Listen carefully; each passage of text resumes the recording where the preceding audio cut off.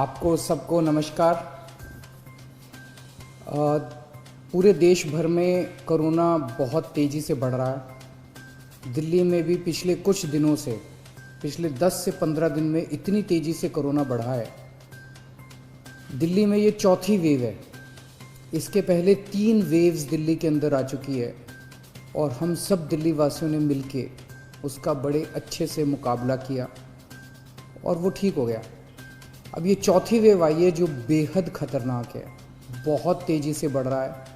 इतना तेज़ी से बढ़ रहा है कि बहुत सारे लोगों की समझ के बाहर है। जैसे कुछ दिन पहले तक, मिड मार्च तक लगभग 200 से भी कम केस प्रतिदिन आने चालू हो गए थे, इतना कम हो गया था। और कल के 24 घंटे की जो रिपोर्ट अभी थोड़ी देर में आज शाम तक पब्लिश होगी, दिल्ली में 10,732 केस पिछले 24 घंटे में आए हैं। 10,732 केस पिछले 24 घंटे में।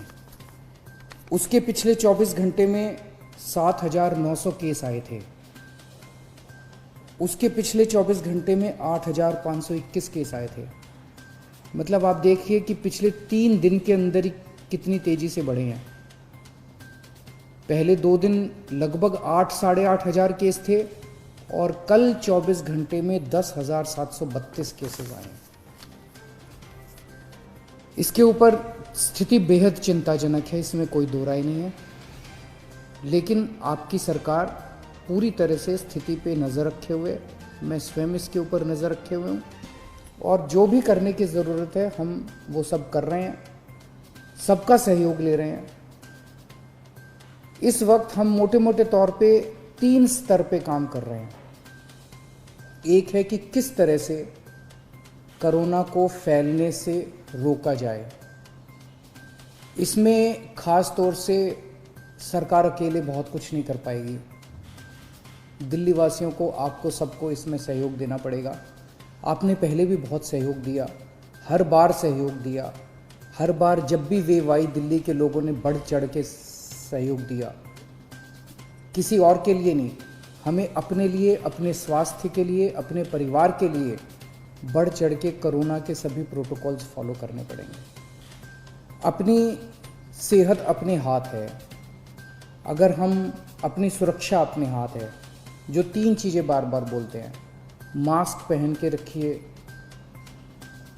सोशल डिस्टेंसिंग कीजिए और बार बार हाथ धोते रहिए।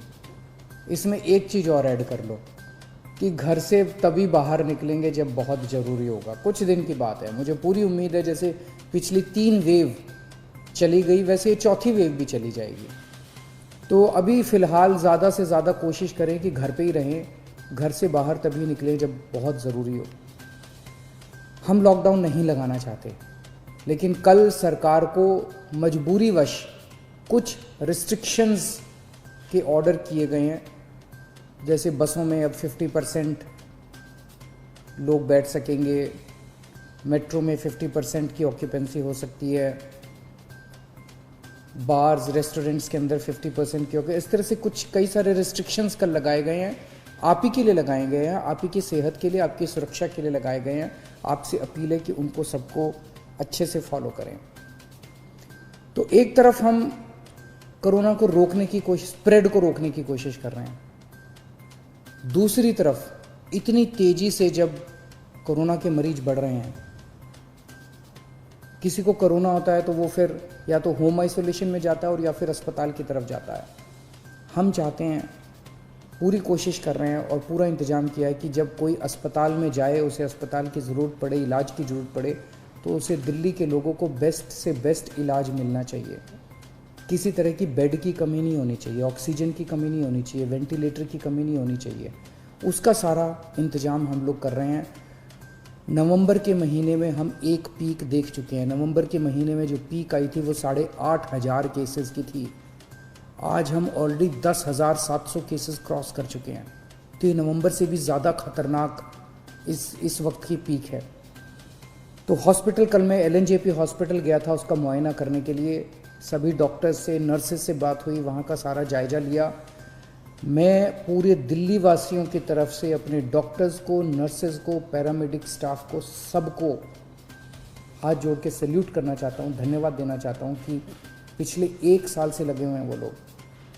उन्होंने अभी भी पूरी तन्मयता के साथ वो लोग लगे हुए हैं। कल उनसे सबसे बात की, हम पूरी तरीके से हॉस्पिटल मैनेजमेंट के ऊपर ध्यान दे रहे हैं। कुछ लोगों के मेरे पास मैसेजेस आए पिछले कुछ दिनों के अंदर कि सर हम इस अस्पताल में गए, इधर बेड नहीं मिल रहा, उसमें गए, उसमें बेड नहीं मिल रहा। वो ऐप जो हमने हॉस्पिटल बेड्स का जारी किया था कुछ महीने पहले, पिछली जो पहली वेव आई थी जून के महीने में, 6 महीने पहले, वो ऐप आज भी काम कर रहा है। तो अगर आपको अस्पताल की ज़रूरत है, अगर आपको कोरोना हो गया, अस्पताल जाने की ज़रूरत है, तो किस अस्पताल में बेड अवेलेबल है वो आप अपने ऐप से देख लीजिए। ऐप, सारे लोग ऐप डाउनलोड कर लो और उस ऐप से आप लोग देख लीजिए कि किस अस्पताल में बेड की ज़रूरत है और कहाँ। तो सीधे मरीज को उधर ही लेके जाओ, एक अस्पताल से दूसरे अस्पताल में जाने की जरूरत नहीं है, पहली चीज़। दूसरी चीज़, कुछ लोग केवल प्राइवेट अस्पतालों की तरफ दौड़ रहे हैं। प्राइवेट अस्पतालों में बेड थोड़े कम होते हैं। अब दिल्ली के अंदर पिछले 5 साल में आपकी सरकार ने मिलकर दिल्ली के सरकारी अस्पतालों को बहुत शानदार कर दिया है। दिल्ली के सरकारी अस्पतालों में बहुत अच्छा इलाज हो रहा है। पैसे वाले लोग भी दिल्ली के सरकारी अस्पतालों में जा रहे हैं। मेरी आप लोगों से निवेदन है कि सब लोग प्राइवेट अस्पतालों की तरफ मत दौड़िए। सरकारी अस्पतालों में जाएंगे, वहाँ भी आपको अच्छा इलाज मिलेगा। सरकारी अस्पतालों में भी आप जा सकते हैं। अगर आपका ऐप दिखाता है कि सरकारी अस्पताल में बेड खाली है तो सरकारी अस्पताल में जाइए, लेकिन अस्पताल में तभी जाइए जब आपको ज़रूरत हो। अगर सब लोग अस्पतालों की तरफ दौड़ने लग गए, अस्पताल कम पड़ जाएंगे। अगर सब लोग अस्पतालों की तरफ दौड़ने लग गए, बेड कम पड़ जाएंगे, आईसीयू कम पड़ जाएंगे, वेंटिलेटर कम पड़ जाएंगे। तो अगर आपको अस्पताल की ज़रूरत है तभी अस्पताल में जाइए, वरना होम आइसोलेशन में रहिए। अस्पताल के बेड केवल सीरियस मरीजों के लिए रहने दीजिए। अगर आप एसिम्टोमेटिक हैं, अगर आपको सिंपल सिम्टम्स है, ज़्यादा बीमारी नहीं है, और अगर आप अस्पताल चले गए तो आपने एक बेड ऑक्यूपाई कर लिया जबकि आपका घर पे इलाज हो सकता था। और अगर कोई सीरियस मरीज आता है अस्पताल के अंदर, उसको बेड नहीं मिलेगा, उसको बाहर वेट करनी पड़ेगी, उसकी मौत हो सकती है, सीरियस मरीज की मौत हो सकती है, उसको अस्पताल की ज़रूरत है। इसलिए मेरी हाथ जोड़ के सबसे विनती है कि कई लोग मैंने देखा वो कहते हैं जी मैं तो अस्पताल जाके एडमिट हो जाता हूँ, घर में दूसरों का ना हो जाए। घर के अंदर होम आइसोलेशन कीजिए, हमारी टीम आपके घर आएगी, आपको सारा गाइडलाइंस वगैरह सब बता देगी, ऑक्सीमीटर दे के जाएगी, आपको बता देगी कैसे होम आइसोलेशन करना है, आपके साथ हम संपर्क में रहेंगे। दिल्ली के अंदर दुनिया का सबसे बेहतरीन होम आइसोलेशन का प्रोग्राम चल रहा है, उसका फ़ायदा उठाइए आप। तो इसमें आप सब लोगों की मेरे को सहयोग की ज़रूरत है कि जब तक अस्पताल में जाने की ज़रूरत ना हो, अस्पताल मत जाइए। अस्पताल के बेड सीरियस मरीजों के लिए खाली रखिए, ये सबसे ज़रूरी है इस टाइम। अपने को हॉस्पिटल मैनेजमेंट सबसे ज़रूरी है। दुनिया भर के अंदर मैंने देखा है किस तरह से अस्पताल कम पड़ जाते हैं। इतनी तेज़ी से फैलने वाली बीमारी है कि अस्पताल अगर कम पड़ गए तो फिर बड़ी दिक्कत हो जाएगी। मैंने पहले भी कहा था लॉकडाउन के लिए कि लॉकडाउन के पक्ष में मैं नहीं हूँ। मुझे लगता है कि लॉकडाउन कोरोना से जूझने का समाधान नहीं है। लॉकडाउन किसी भी सरकार को तब लगाना चाहिए जब उसकी अस्पतालों की व्यवस्था कोलैप्स कर जाए और उसको ज़रूरत हो कि लॉकडाउन से कोरोना की गति धीमी हो जाती है। अभी अस्पताल की व्यवस्था हमारे कंट्रोल में है, आपका सहयोग चाहिए। अगर आपका सहयोग मिलता रहा और अस्पताल की व्यवस्था काबू में रही, हमें दिल्ली में लॉकडाउन लगाने की ज़रूरत नहीं पड़ेगी। लेकिन अगर अस्पतालों के अंदर बेड्स की कमी होने लगी और अगर अस्पतालों के अंदर बेड्स नहीं मिलने लगे तो कहीं ऐसा ना हो कि दिल्ली में लॉकडाउन लगाना पड़े। हम दिल्ली में लॉकडाउन लगाना नहीं चाहते, आपका सहयोग चाहिए। और तीसरी चीज़, एक हम कर रहे हैं कि स्प्रेड नहीं होना चाहिए, दूसरा हॉस्पिटल मैनेजमेंट, और तीसरा वैक्सीनेशन। आज एक बहुत अजीब विरोधाभास है। कोरोना की दवाई आ गई है, वैक्सीन आ गया है, और उसके बावजूद कोरोना इतनी तेज़ी से फैल रहा है। हमें कोरोना को हराने के लिए कोरोना से ज़्यादा स्पीड पे वैक्सीनेशन करना चाहिए था। जिस तेज़ी से कोरोना फैल रहा है उससे ज़्यादा बड़ी स्पीड से अगर हम वैक्सीनेशन कर देते, हम कोरोना को काबू कर सकते थे। हमारी कोरोना की गति बहुत धीमी है। मैंने केंद्र सरकार से कई बार हाथ जोड़ के निवेदन किया है, केंद्र सरकार को चिट्ठी भी लिखी है, प्रधानमंत्री जी को भी चिट्ठी लिखी है कि ये जितने रिस्ट्रिक्शन लगा रखे हैं वैक्सीनेशन के ऊपर, सब रिस्ट्रिक्शन हटा दीजिए। अभी तो ऐसे ज़रूरत है कि सरकार, हमारी सरकार तैयार है, दिल्ली सरकार तैयार है, हम घर घर जाके कोरोना की वैक्सीन लगाने को तैयार है। हमारे स्टाफ जो है वो घर घर जाके वैक्सीनेशन लगाने को तैयार है। 2 महीने 3 महीने के अंदर, मैं अभी मुख्यमंत्रियों की जब बैठक हुई उसमें और भी 2-3 मुख्यमंत्रियों ने कहा कि हम 3 महीने के अंदर पूरे अपने राज्य को कोरोना की वैक्सीन लगा देंगे। आप ये रिस्ट्रिक्शंस हटा दीजिए, 45 साल से ऊपर वालों को लगेगी।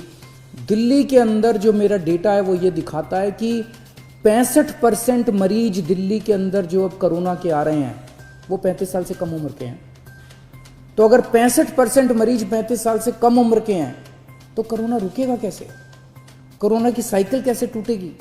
वो तो तभी टूटेगी ना जब वैक्सीनेशन लगेगा। तो मेरी केंद्र सरकार से निवेदन है, केंद्र सरकार ने बहुत रिस्ट्रिक्शन लगा रखे हैं कि सेंटर नहीं खोल सकते, ज़्यादा सेंटर नहीं खोल सकते, इस उम्र से कम लोगों को नहीं दे सकते। अभी तो हमें लार्ज स्केल के ऊपर, युद्ध स्तर के ऊपर सारी मशीनरी हमें वैक्सीनेशन के ऊपर लगा देनी चाहिए। इससे बड़ा विरोधाभास क्या हो सकता है कि हमारी वैक्सीन आ गई और उसके बावजूद हम कोरोना से लड़ रहे हैं, कोरोना इतना तेज़ी से फैल रहा है। तो अगर हम कोरोना की वैक्सीनेशन बहुत तेज कर दें तो ये इसका एक समाधान हो सकता है। कुछ लोगों के मन में, जैसे अभी पूरे देश भर से रिपोर्ट आई, एक अस्पताल में 37 डॉक्टर्स जिन लोगों को वैक्सीन लगी थी, दोनों डोज लगी थी, उनको भी कोरोना हो गया। एक और उत्तर प्रदेश से एक अस्पताल से रिपोर्ट आई, एक महाराष्ट्र से एक अस्पताल से, कि कई सारे ऐसे लोग हैं जहाँ पे जिन लोगों ने दोनों डोज ले ली उसके बावजूद भी कोरोना हो रहा है। तो लोग पूछ रहे हैं कि यार ये वैक्सीन लगाने से कोई फ़ायदा है? तो मैंने कई एक्सपर्ट से बात की, कई डॉक्टर से बात की, उन सब का ये कहना है कि वैक्सीन लगाने से आपको सीरियस बीमारी नहीं होती। कोरोना दोबारा हो सकता है, वैक्सीन लगाने के बावजूद भी आपको मास्क पहनना चाहिए, सारी प्रिकॉशन लेनी चाहिए, लेकिन कोरोना फिर भी हो सकता है, लेकिन वो कोरोना सीरियस नहीं होगा, आपकी डेथ नहीं होगी, आपको हो सकता है आईसीयू में जाने की जरूरत ना पड़े, कोरोना की सीरियसनेस काफ़ी कम हो जाएगी। इसीलिए वैक्सीन का फ़ायदा है। तो जो लोग आज, केंद्र सरकार जब भी इसको खोलेगी रिस्ट्रिक्शंस को, बहुत अच्छी बात होगी, लेकिन जो लोग आज एलिजिबल हैं, 45 साल से ऊपर की उम्र के हैं, वो तो कम से कम सारे तुरंत जाके कोरोना की वैक्सीन लगवा लीजिए, अपनी सेफ्टी के लिए, अपने परिवार की सेफ्टी के लिए। हमने टेस्ट्स दिल्ली में बहुत ज़्यादा बढ़ा दिए हैं। पिछले कुछ दिनों पहले तक 80-85 हज़ार टेस्ट डेली हो रहे थे और पिछले कुछ दिनों से 1,10,000 टेस्ट डेली हो रहे हैं। रात दिन पूरा स्टाफ, पूरे ऑफिसर्स काम करने में लगे हुए हैं और आपकी सेहत के लिए जो भी ज़रूरत पड़ेगी हम सभी करेंगे। मेरी सभी पॉलिटिकल पार्टीज़ से निवेदन है, अपील है, आइए सब मिलके काम करते हैं। ये वक्त राजनीति करने का नहीं है, ये वक्त एक दूसरे के ऊपर फिंगर पॉइंटिंग का नहीं है, ये वक्त एक दूसरे के ऊपर छीटाकशी करने का नहीं है, बाद में कर लेंगे राजनीति। सब मिलके अभी तो अब दिल्ली वासियों की सेवा करते हैं और मैं सभी लोगों से अपील करता हूँ, पिछली बार आप सबने सहयोग किया था, हम केंद्र सरकार से पूरा सहयोग ले रहे हैं। मैं सभी डॉक्टर्स से अपील करता हूँ, सभी डॉक्टर्स की एनजीओ से अपील करता हूँ, सभी धार्मिक संस्थानों से मैं हाथ जोड़ के अपील करता हूँ, सभी सामाजिक संस्थानों से, एनजीओ से अपील करता हूँ कि ये चौथी वेव बेहद खतरनाक है इंसानियत के लिए। हम सब लोग फिर से एक साथ जुड़ें और इस चौथी वेव का सामना करें। कुछ लोग कहते हैं, जब मैं उनको कहता हूँ कि मास्क क्यों नहीं पहना हुआ, कहते हैं सर 1 साल हो गया, अब थक गए हैं। अब ये सोचो, वो डॉक्टर जो 1 साल से और नर्स और जो पैरामेडिक स्टाफ 1 साल से अस्पताल के अंदर रात दिन 24 घंटे आपका इलाज कर रहा है, वो नहीं थका? वो तो आपसे ज़्यादा थक गया है। अगर वो 24 घंटे पिछले 1 साल से काम कर सकता है, अपनी ज़िंदगी दांव पे लगा के कर सकता है, तो आप कम से कम मास्क तो पहन ही सकते हैं। और ये थकने से तो आप ही की ज़िंदगी खतरे में पड़ती है। ये थकना अलाउड नहीं है अपने लिए।